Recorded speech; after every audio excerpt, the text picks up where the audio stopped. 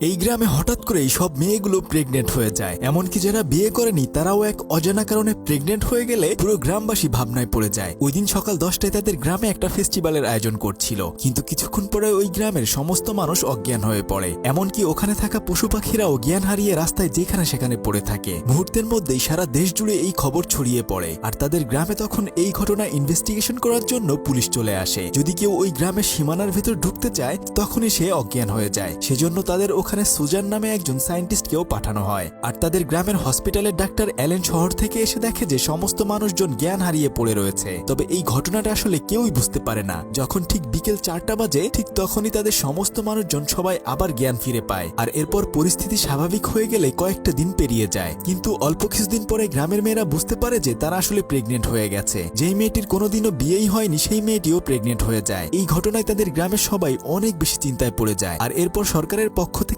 Suzanne এসে সবাইকে বলতে থাকে যেহেতু এই বাচ্চাগুলোর বাবাকে সেটা কেউ জানে না, সেজন্য বাচ্চাগুলো যখন জন্মগ্রহণ করবে সবার দায়িত্ব সরকার নেবে। শুধু তাই নয়, যে মেয়েটি এই বাচ্চা জন্ম দিবে তাকে 5 লক্ষ টাকা দেয়া হবে। তখন গ্রামের মেয়েরা টাকার লোভে সেই বাচ্চা জন্ম দেওয়ার জন্য রাজি হয়ে যায়। তাদেরকে সরকারের পক্ষ থেকে দেখাশোনা করার জন্য কয়েকজন নার্সও নিয়োগ দেয়া হয়। এভাবে 9টা মাস পেরিয়ে যায়। আর একই দিনে সমস্ত মহিলাদের বাচ্চা প্রসব করার দিন চলে আসে। সেজন্য হসপিটালে বেশ ভিড় হয়ে যায়। তবে তাদের গ্রাম থেকে 6 জন মহিলা বাচ্চা প্রসব করার জন্য এসেছে। তখন তারা সবাই সুস্থ বাচ্চা জন্ম দিতে পারলেও একটা মেয়ের বাচ্চা তখন মারা যায়। আর ওই সায়েন্টিস্ট সেই বাচ্চাটিকে লুকিয়ে লুকিয়ে তার ল্যাবে নিয়ে আসে। তবে বাচ্চাগুলো দেখতে আসলে একই রকম ছিল। তাদের সবার চুলের কালার সোনালী রঙের ছিল, আর চোখের কালার অনেকটা গাঢ় সবুজ রঙের ছিল, এবং তা সব সময় জলজল করত।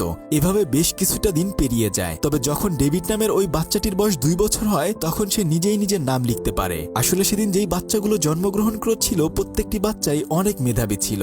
আস্তে আস্তে ওই বাচ্চাগুলো যখন বড় হয় তখন তারা দেখতে সবাই একই রকমের হতে থাকে। একদিন যখন একটা বাচ্চার মা তার জন্য স্যুপ রান্না করছিল তখন ওই বাচ্চা মেয়েটি তার চোখ দিয়ে তার মাকে হিপনোটাইজ করে গরম পানির ভেতর তার মায়ের হাত ডুবিয়ে দেয়। কেননা তার মা তাকে যে স্যুপ খেতে দিয়েছিল ওটা অনেক বেশি গরম ছিল। সে রাগ করে তার মায়ের হাত পুড়িয়ে দেয়। যখন তাকে হসপিটালে নিয়ে যাওয়া হয় তখন ডাক্তার অ্যালেন তাকে জিজ্ঞেস করে তোমার হাত কিভাবে পুড়ে গিয়েছে, কিন্তু আসলে ওই মহিলাটি কোনো কিছুই বলতে পারে না। আর এর কয়েকদিন পরে দেখা যায় যে ওই মহিলাটি নিজেকে নিজেই পানির ভিতর লাফ দিয়ে শেষ করে দিয়েছে। এখন তাদের গ্রামে মাঝে মাঝে এমন ধরনের অদ্ভুতুড়ে ঘটনা ঘটতে থাকে। এভাবে আরো 5টা বছর পেরিয়ে যায়। তবে এখন সেই বাচ্চাগুলো মোটামুটি সবাই অনেক বড় হয়ে গেছে। তারা যখন স্কুলে যায় সবাই তখন জোড়ায় জোড়ায় একই সাথে স্কুলে যেতে থাকে। আর তারা তখন অন্যান্য বাচ্চাদের সাথে একদমই মেলামেশা করে না। তাদেরকে দেখে মনে হয় তারা জোড়ায় জোড়ায় এই পৃথিবীতে জন্মগ্রহণ করেছে আর একজন আরেকজনকে অনেক দিন ধরে চেনে। তবে ডেভিড নামের সেই ছেলেটি সবসময় একা একা থাকতো, কেননা তার সাথে মেয়েটি তো অনেক আগেই মারা গিয়েছে। তবে একদিন একটা মেয়ের চোখের ডাক্তার দেখানোর জন্য হসপিটালে নিয়ে যাওয়া হয়। তখন ভুলবশত ডাক্তার তার চোখে একটু ব্যথা দিয়ে দেয়। মেয়েটি তখন চোখে ব্যথা পাওয়ার সাথে সাথে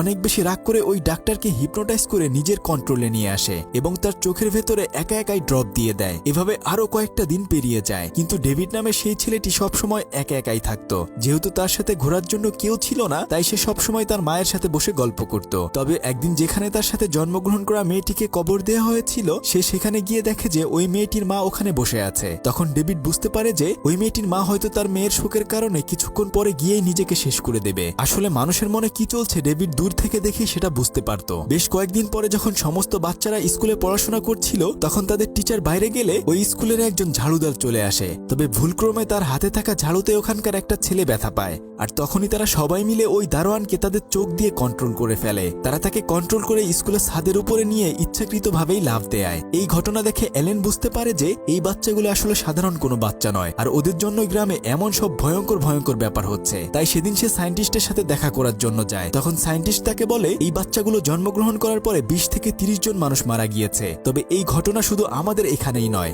দেশের আরো অন্যান্য কয়েকটা এলাকাতেও এমন ঘটনা ঘটেছে। সেখানেও মানুষজন হঠাৎ করেই জ্ঞান হারিয়ে ফেলে। আর এরপর যখন তাদের জ্ঞান ফিরে পায় তখন দেখা যায় যে ওই গ্রামের মেয়েগুলো প্রেগনেন্ট হয়ে গেছে। তবে আমার মনে হয় এগুলো হয়তো এলিয়েনের বাচ্চা। এরপর সে তাকে ল্যাবে নিয়ে সেই দিনের মরে যাওয়া বাচ্চাটিকে দেখায়। তবে ডাক্তার অ্যালেন তার এই কথায় বিশ্বাস করে না। তখন সায়েন্টিস্ট তাকে বোঝাতে থাকে যে তুমি সবসময় ওই বাচ্চাগুলোর থেকে সাবধানে থাকবে, কেননা এই বাচ্চাগুলো মানুষের মনে কি চলছে সেটা তারা পড়তে পারে। তবে যেভাবেই হোক না কেন আমাদের দুজনকেই ওই বাচ্চাগুলোর হাত থেকে এই গ্রামের মানুষজনকে বাঁচাতে হবে। তবে তার আগে অবশ্যই ওই মৃত বাচ্চাটি শরীর নিয়ে আমাকে গবেষণা করতে হবে। অ্যালেন এসব কথা শুনে বাড়িতে ফিরে আসে। যেহেতু তাদের বাসায় একটা বাচ্চা ছিল তখন ওই বাচ্চাটি তাকে বলতে থাকে যে আমি এখন থেকে আর এই বাড়িতে থাকবো না, আমি বরং আমার বন্ধুদের সাথে থাকবো। অ্যালেন তখন তাকে কোনো কিছুই বলে না। না। আর মেয়েটি তখন ওখান থেকে অন্য আরেকটা জায়গায় চলে যায়। বাকি সমস্ত বাচ্চারাও তখন তাদের বাড়ি থেকে একে একে করে চলে আসে। তবে ডেভিড যখন চলে যেতে চায় তখন তার মা তাকে না যাওয়ার জন্য বলে, কিন্তু ডেভিড তখন তার মাকে বলে, আমি চাইলেও তোমাদের সাথে থাকতে পারবো না, এখন থেকে আমাকে ওদের সাথেই থাকতে হবে। কিছুক্ষণ পরে ওই বাচ্চাদের মধ্য থেকে একজন বাবা এসে তার মেয়েকে নিয়ে যাওয়ার জন্য, কিন্তু বাকি সমস্ত বাচ্চারা তখন পাওয়ার ইউজ করে ওই লোকটিকে গাড়িতে তুলে অ্যাক্সিডেন্ট করিয়ে দেয়। আর এর কিছুক্ষণ পরে সায়েন্টিস্ট এসে অ্যালেনকে বলে ওই বাচ্চাগুলো আসলে খুবই ভয়ঙ্কর, তাই ওদেরকে মেরে ফেলার জন্য সরকার সেনাবাহিনী পাঠিয়েছে। তখন অ্যালেন ওই বাচ্চাগুলোর কাছে এসে তাদেরকে বোঝাতে থাকে যে তোমরা মানুষজনের ক্ষতি করে ভালো করছো না, কিন্তু বাচ্চাগুলো আসলে তার কোনো কথাই শুনতে চায় না। তখন নিরুপায় হয়ে সে ওখান থেকে চলে যায়। আর পরদিন একজন লোক এসে দূর থেকে বন্দুক দিয়ে একটা বাচ্চাকে মারতে চায়, কিন্তু তখনই সেই লোকটি তাদের কাছে ধরা পড়ে যায়। তখন ওই সমস্ত বাচ্চাগুলো তাদের পাওয়ার ইউজ করে ওই লোকটিকে নিজের বন্দুক দিয়েই নিজেকে মেরে ফেলে। এই ঘটনায় সারা গ্রামবাসী সবাই অনেক বেশি আতঙ্কিত হয়ে যায়। তাই তারা সবাই মিলে রাতের বেলায় মশাল হাতে বাচ্চাগুলোকে মারার জন্য আসে। একজন মহিলা ওই বাচ্চাগুলোকে গালাগালি করতে থাকে, আর তখন বাচ্চাগুলো তাদের পাওয়ার দিয়ে ওই মহিলার হাতে থাকা মশালটি দিয়ে নিজের শরীরেই নিজে আগুন ধরিয়ে দেয়। এখন পুরো গ্রামে একটা ভয়ঙ্কর অবস্থা সৃষ্টি হয়ে যায়। তাই পরদিন ওখানে সেনাবাহিনী চলে আসে তাদেরকে মারার জন্য, কিন্তু সেই বাচ্চাগুলো তাদেরকেও কন্ট্রোল করে নিজেদের ভেতর মারামারি লাগিয়ে দেয়। এখন তো আসলে ওই বাচ্চাগুলোকে কন্ট্রোল করাই অসম্ভব হয়ে পড়ে, কিন্তু তখন ডাক্তার অ্যালেন ওই বাচ্চাগুলোকে যেভাবেই হোক না কেন মেরে ফেলতে চায়। তাই সে বাচ্চাগুলোকে একটা ক্লাস নেওয়ার বাহানায় তাদেরকে